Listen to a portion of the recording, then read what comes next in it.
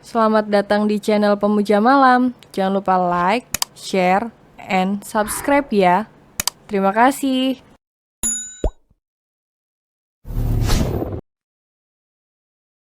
Chapter 15. Aku sangat merindukanmu. Jerry seketika bangun dari baringnya. Ini sayang, buburnya dimakan. Apa mama tidak keberatan untuk menyuapiku? Tanya Jerry seraya melirik semua orang yang sedang mengelilinginya dengan wajah datar. Tentu saja sayang, Kak. Bukankah kau bisa makan sendiri? Kenapa harus disuapi? Kebiasaan protes Ferdo kembali ke mode on. Fer, kalau sedang sakit memang harus disuapi sayang. Jelas Fema. Ferdo, kita di pihak yang sama. Batin Juan. Sebelum punya mama, kita tidak pernah disuapi saat sakit. Ferdo menggerutu, membuat semua orang terdiam dan menuai tatapan tajam si remaja-remaja dingin. Ferdo, diamlah. Untuk yang ini, Juan tidak sehati lagi dengan Ferdo. Menurutnya, remaja yang selalu dijuliki pangeran kedua oleh istrinya itu, sudah agak keterlaluan. Iya Pak, Kak, apa buburnya enak? Kalau iya kenapa? Aku ingin cicip. Nih, ciciplah. Fema meletakkan sendok makan yang dipegangnya ke dalam mangkuk bubur. Au, kepalaku sakit. Ferdo menjerit. Ma, suapin, Ferdo membuka mulutnya. Ya ampun, kau ini, jujur saja kalau mau disuapi. Kenapa harus bilang sakit? Lirih Fema. Maaf mama, aku bercanda. Mengganggu acara makanku saja, kesal Jerry. Ferdo hanya cengegesan. Kak, tolong sembuhlah besok. Jangan sampai mama tidak bisa datang menyaksikan penampilanku gara-gara sibuk mengurusimu. Iya Fer, jawab Jerry malas. Festival grup musik antar SMP. Ferdo dan teman-teman sudah berada di tempat acara. Ferdo sedikit gelisah karena kedua orang tuanya belum juga nongol batang hidungnya. Sementara, keluarga teman dan supporter mereka sudah tiba. Di mana mereka? Kenapa belum juga datang? Kakak, suara cempreng Marsa tiba-tiba masuk ke telinga Ferdo. Ferdo tersenyum bahagia melihat keluarganya hadir, lengkap dengan kakek Mahendra. Ferdo dan grupnya menjadi peserta penampil pertama. Permisi Nyonya, kalau boleh saya tahu, anakmu yang mana? Seorang wanita yang usianya kira-kira 5 tahun di atas Fema bertanya. Itu, yang memainkan gitar bass. Jawab Fema, kebetulan mereka duduk bersebelahan. Anakku yang itu vokalis. Aku tidak pernah menyangka anakku itu memiliki suara yang bagus saat bernyanyi. Dia bahkan mahir memainkan semua alat musik. Curhatnya lagi. Terkadang kita memang tidak tahu bakat anak-anak Nyonya. Respon Fema. Tapi ngomong-ngomong, apa Anda menikah muda? Sepertinya Anda masih sangat muda untuk memiliki anak seusia itu. Benar, dia anak sambung saya Nyonya. Oh, jadi begitu? Jadi, kalian sudah akrab? Iya, baru ini kami saling akrab. Wah, baguslah yang kudengar. Anak-anak kita sangat akrab dan bersahabat. Semoga mereka semua bisa selalu bersama sampai besar nanti. Iya, semoga saja. Festival band antar SMP sekota itu pun berakhir dalam 2 hari berturut-turut. Ferdo dan grupnya berhasil meraih juara ketiga. Memang sakit sih tidak mendapat juara pertama, tapi itulah hasil keputusan para juri. Hai kakak, kok sendirian di sini? Anak kecil ini, aku seperti pernah melihatnya. Di mana ya? Kakak pasti capek ya nyanyi, ini Marsa kasih minum.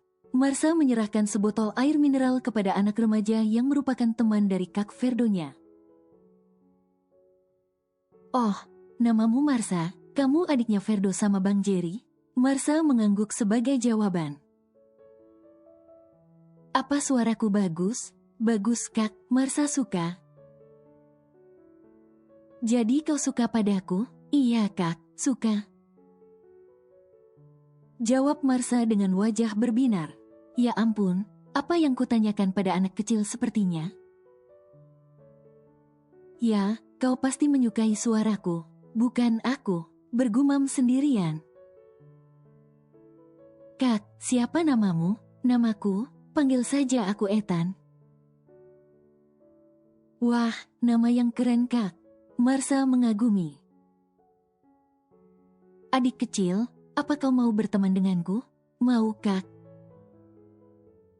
Sampai nanti kita dewasa? Iya, mau Kak.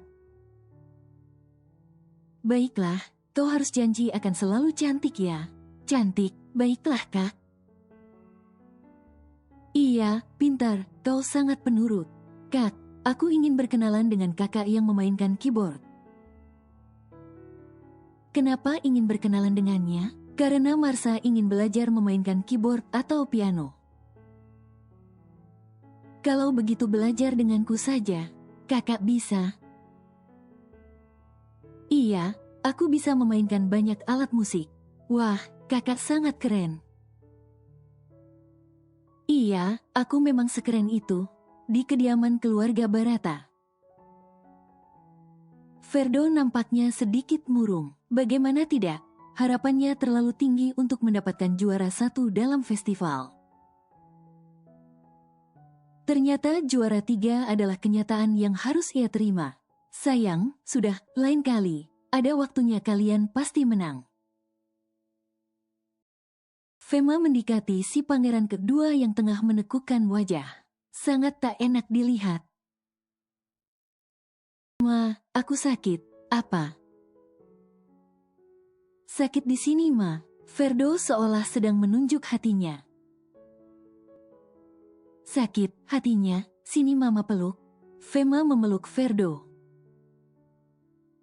Sabar, berlatih lebih giat lagi. Akan ada saatnya menang di event yang lain. Iya, Ma, suap. Apa?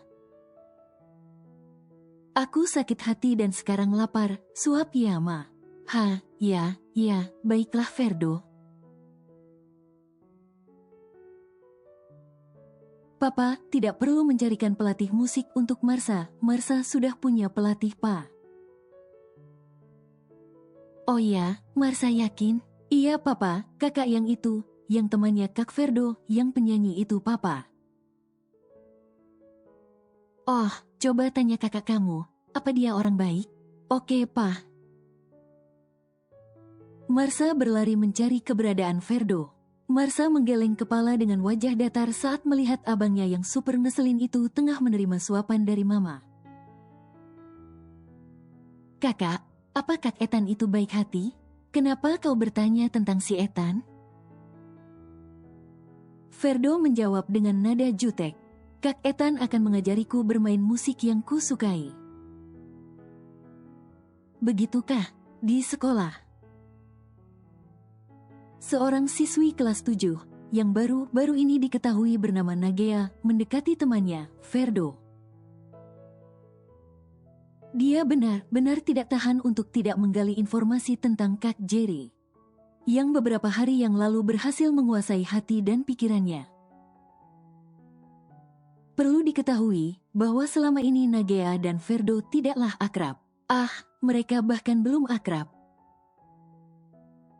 Alias tidak saling sapa satu sama lain, walaupun belajar di kelas yang sama.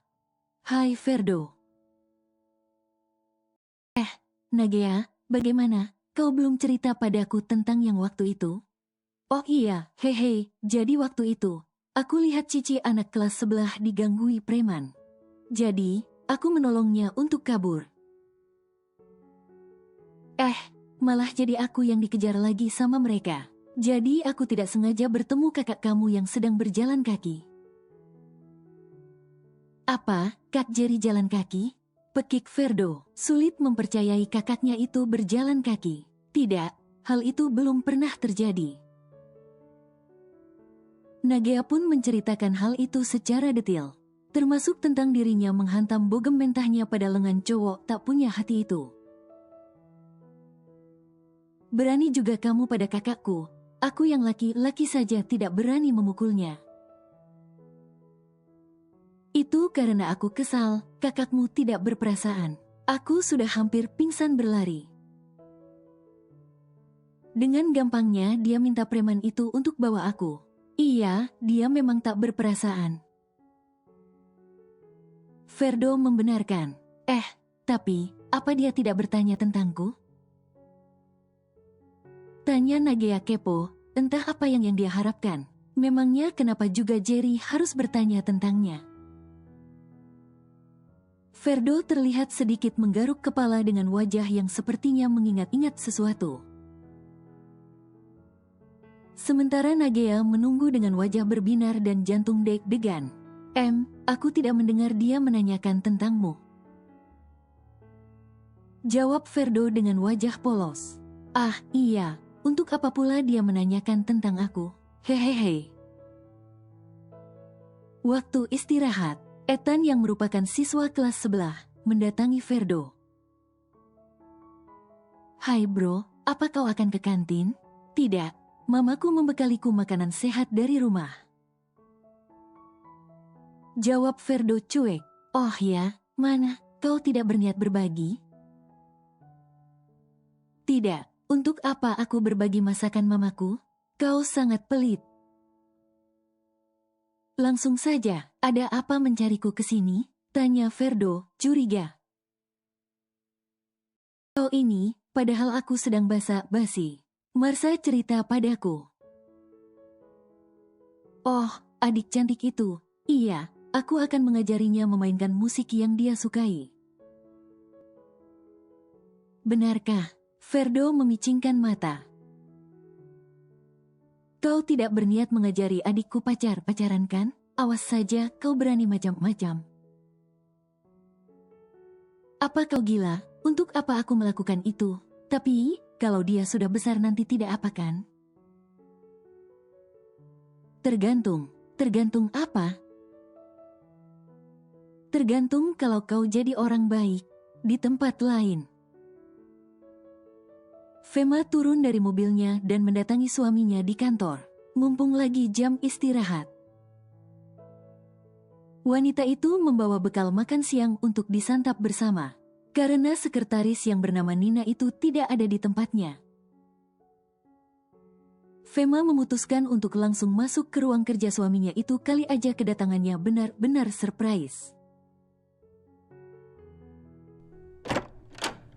Membuka pintu, tidak ada siapa-siapa.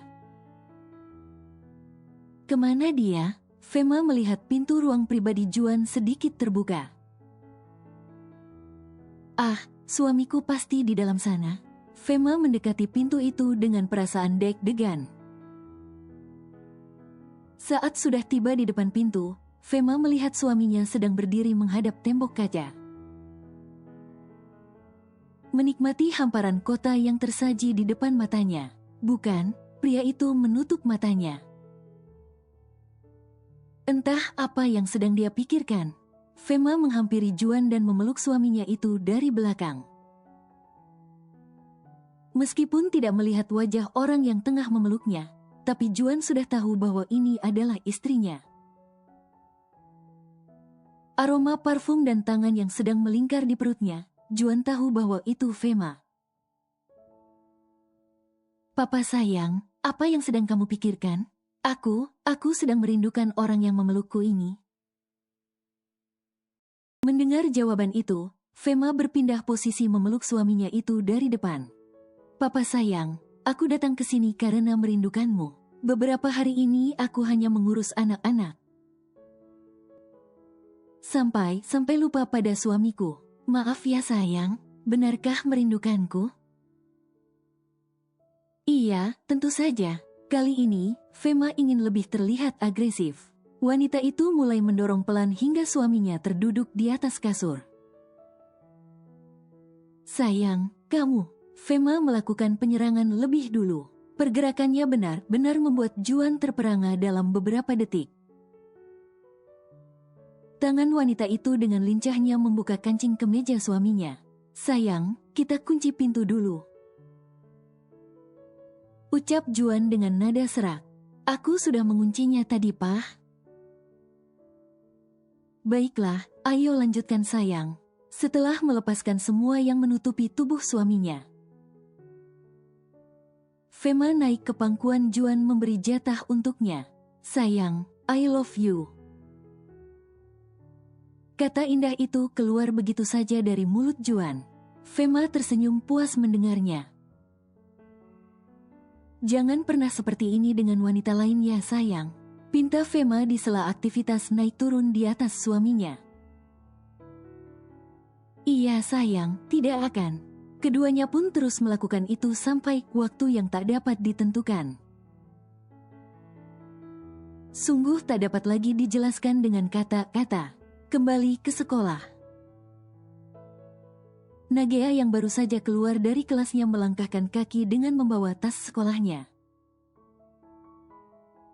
Celingak-celinguk seperti sedang mencari seseorang. Siswa yang memang sudah bubaran untuk pulang ke rumah masing-masing membuat sekolahan terasa agak sepi. Tapi, seseorang yang dicari Nagea tidak kunjung terlihat. Supir pribadinya sudah datang menjemput. Dalam perjalanan, Nagea menatap ke dalam tasnya yang mana terdapat sebuah coklat berpita. Ah, hadiahnya sudah mulai usang, tapi belum sempat kuberikan padanya. Gumam Nage. Sebenarnya sangat ingin anak gadis itu menitipkan pemberiannya itu lewat Ferdo. Akan tetapi dia malu dan takut ketahuan oleh teman lainnya. Di tempat lain, Ferdo dan Ethan masuk ke sebuah pusat perbelanjaan ditemani oleh seorang sekretaris kakek Mahendra. Tujuan mereka ke sini adalah untuk membeli satu set alat musik band. Ferdo sengaja mengajak Ethan karena remaja yang satu itu sangat mengenal alat musik dengan sangat baik. Ferdo mempercayakan Ethan untuk memilih semuanya mulai dari gitar bass, rhythm, keyboard, dan drum. Di posisi lain, Jerry meminta supirnya untuk mengantarkan dirinya ke butik Mama. Remaja itu rasanya sudah bosan di rumah dan ingin keluar bermain sebentar. Karena ingin berada di dekat Mama, maka dia minta diantar ke butik. Tiba di kantor Mama, sang empunya ruangan tersebut rupanya tidak ada. Karena Mama tidak berada di sana, maka Jerry memutuskan untuk menunggu. Sambil membolak-balikkan majalah fashion yang ada di sana, kembali ke papa Mama. Juan dan Fema rupanya tertidur setelah melakukan ritual panas mereka. Fema mulai menggeliat dan terbangun. Suaminya masih terlelap dalam posisi terlentang, dalam keadaan polos pula. Ya, tadi keduanya hanya mengandalkan selimut sebagai penutup. Juan, pria itu mulai bergerak dari lelapnya ketika merasa ada sesuatu yang sedang terjadi dengan dokter kecilnya. Mama sayang, iya papa sayang, Mama masih kangen nih. Fema kembali menggoda suaminya. Ada apa dengan istriku hari ini? Kangen kamu sayang, aku sangat merindukanmu. Apa terjadi sesuatu pada hormon istriku? Mungkinkah dia mau datang bulan? Atau jangan-jangan dia hamil? Papa, lagi, mau ya? Iya sayang, dengan senang hati. Lagi dan lagi, mereka mengulanginya. Setelah puas dengan hal itu, keduanya memutuskan untuk mandi bersama. Dan, tak disangka, Fema masih saja meminta hal itu di dalam kamar mandi. Alhasil, keduanya melakukannya lagi di dalam bathtub. Walaupun Juan sudah sangat kelelahan, tapi demi keinginan batin istrinya, pria itu melakukan yang terbaik.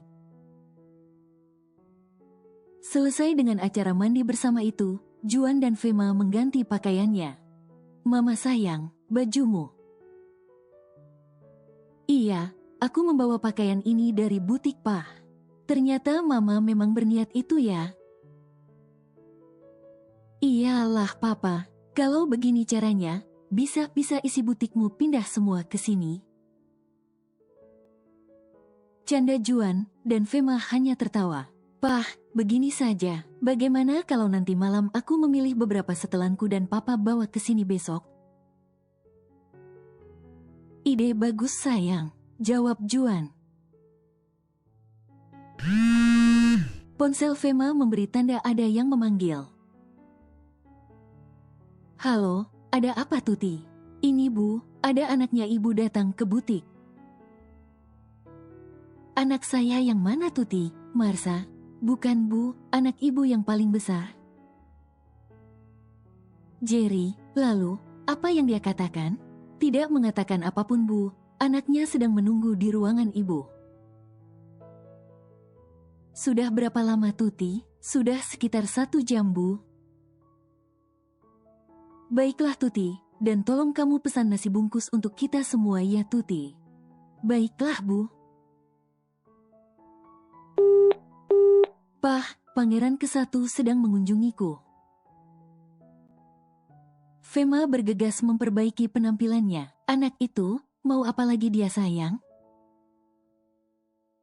Tidak tahu, mungkin dia merindukan mama cantiknya ini. Hah, untung saja tadi dia tidak mengganggu proses pembuatan adik barunya. Gumam Juan dan Fema hanya tertawa singkat. Pa, maaf tidak bisa menemanimu makan. Sekarang anakku sedang menungguku. Fema mengecup sekilas pipi suaminya sebelum meninggalkan ruangan itu.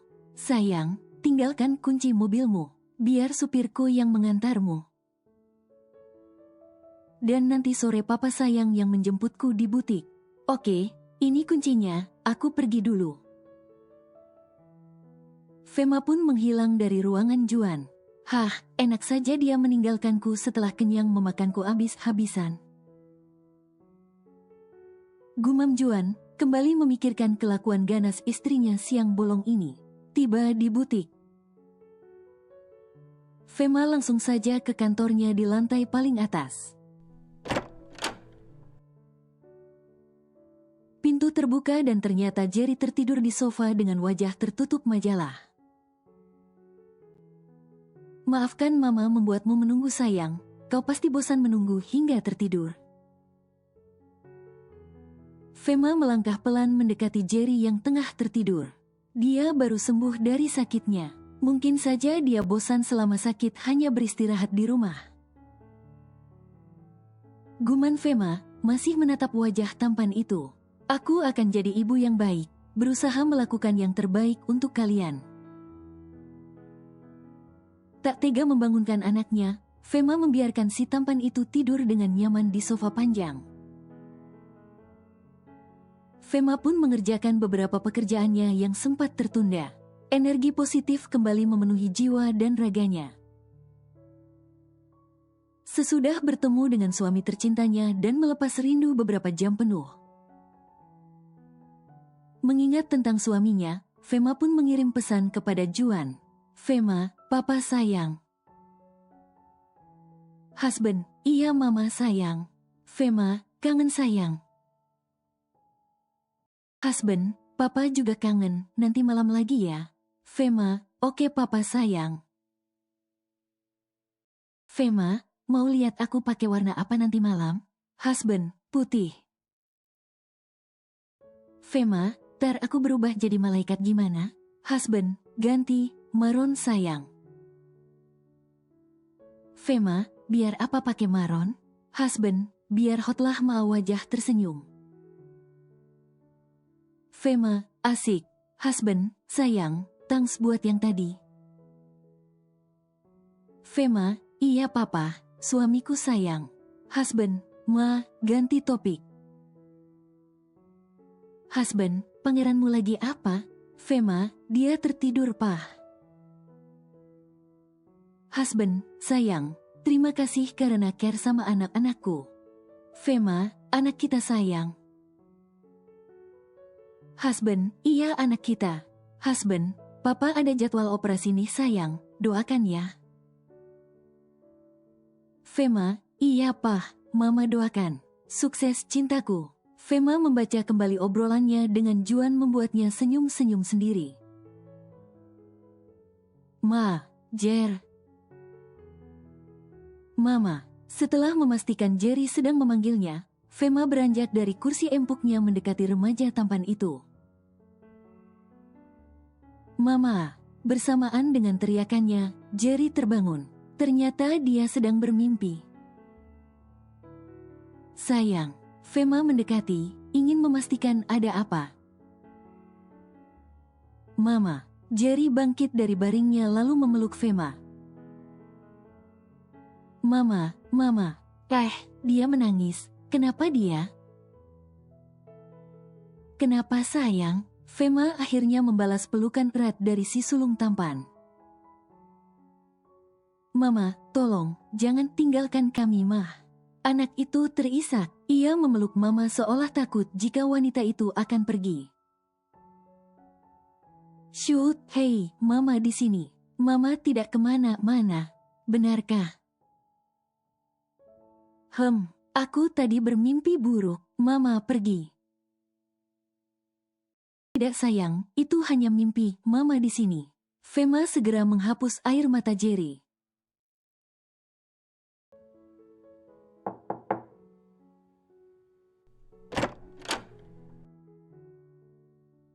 Pintu dibuka. Permisi ibu, ini makan siangnya bu. Fema mendekat lalu mengambil nasi bungkus tersebut dan berterima kasih. Jer, ayo kita makan sayang. Jerry menatap serius ke arah bungkusan yang ada di kedua tangan mamanya. Apa itu? Ini makanan. Kenapa bungkusnya sangat mengerikan? Apa, bagian mananya dari bungkusan ini yang mengerikan? Jangan bilang anakku ini tidak pernah melihat wujud bungkus nasi. Bungkusan ini, isinya nasi dan lauk sayang. Oh ya, lalu di mana piringnya? Ini dimakan langsung dari bungkusnya Jer, tidak perlu menggunakan piring. Fema lalu membuka bungkusan itu. Tara, Jerry mengambil posisi duduk. Dengan ekspresi wajah heran, ia menatap makanan yang sudah tersedia di depan matanya. Ma, isinya terlihat lebih menyeramkan daripada bungkusnya. Fema hanya tersenyum menanggapi. Maaf, Mama lupa kalau kamu adalah pangeran mahkota yang tidak terbiasa dengan kesederhanaan. Fema hanya bisa memaklumi sikap Jerry. Jer, apa kamu belum pernah makan ini? Jerry mengangguk mantap. Aku tidak bisa makan itu mah, wujudnya tidak terlihat seperti makanan. Tolaknya, halus. Papa sayang, ini semua pasti salahmu. Kau membiasakan anakmu makan apa saja sih. Sampai nasi pecel enak ini dia tidak pernah makan. Fema menggerutu dalam hati. Ya sudah, kalau kamu tidak mau makan, Mama akan memakan semuanya. Fema pun mulai memakan nasi pecel itu dengan sangat lahap, saking nikmatnya. Ia tak sadar si pangeran ke-1 sudah beberapa kali menelan liur karena lapar, belum makan siang. Mah, apa rasanya sangat enak? Jerry bertanya sembari mendekat, ingin melihat detail makanan itu dari jarak dekat. Ini sangat enak, jawab Fema, singkat. Pada akhirnya, Jerry ikut menikmati nasi bungkus menyeramkan itu, daripada harus menahan rasa laparnya. Enak kan, Jer? Tanya Fema. Enak karena lapar, Ma, jawab Jerry, yang masih memikirkan gengsinya. Ternyata rasanya tak seburuk wujudnya. Terserah kamu, Jer, yang penting kamu makan, aman. Fema kembali mengerjakan pekerjaannya setelah perutnya sudah terisi. Setelah memindahkan bungkus nasi yang baru dilihatnya untuk pertama kalinya itu ke tempat sampah. Jerry menawarkan bantuan untuk membantu pekerjaan Fema. Bersambung.